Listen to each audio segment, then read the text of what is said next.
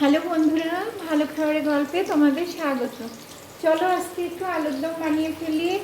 এখানে আলুগুলোকে একটু হালকা সেদ্ধ করে নিয়েছিলাম আমি। এবার কড়াইতে তেলে দিয়ে দিয়েছি ভাজার জন্য।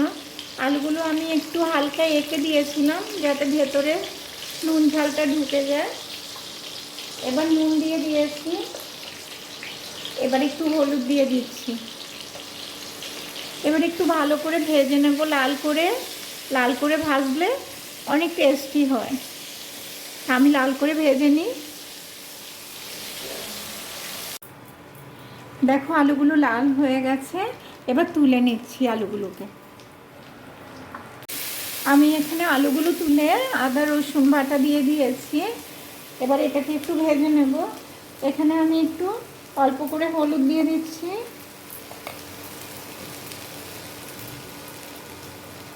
একটু লঙ্কার গুঁড়ো,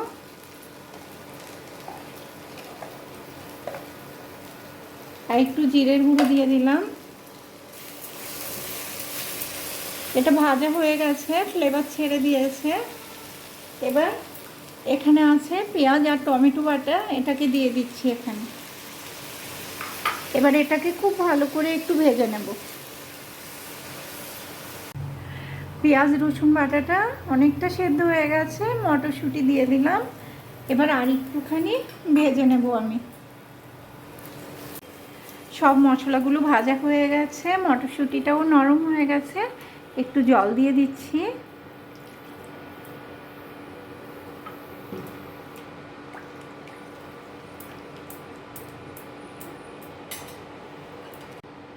এবার আলু ভাজাগুলো দিয়ে দিচ্ছি।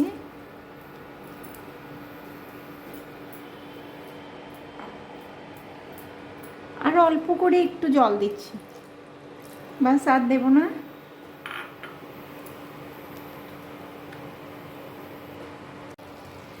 দেখো আমি যে জল দিয়েছি সেটা ফুটে উঠেছে, আলুতে খুব ভালো করে এটা ঢুকে গেছে মশলাটা। এবার আমি একটু কাঁচা লঙ্কা আর একটু ধনে পাতা দিয়ে নামিয়ে নেব।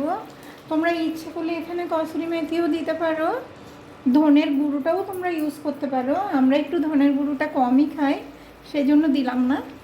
এবার আমি নামিয়ে নিচ্ছি, বাস হয়ে গেছে। আমি ডিশে ঢেলে নিয়েছি আলুর দমটা। এভাবে অনেক টেস্টি হয় জানো বন্ধুরা, লুচি পরোটার সঙ্গে তো ভীষণ ভালো লাগে। তোমরা একবার বানিয়ে দেখো এভাবে, আশা করি তোমাদেরও ভালো লাগবে। আর রেসিপিটা যদি ভালো লাগে ফেসবুক থেকে দেখলে ফলো করো, ইউটিউব থেকে দেখলে সাবস্ক্রাইব করো, লাইক করো। তোমরা অনেক ভালো থেকো বন্ধুরা, থ্যাংক ইউ।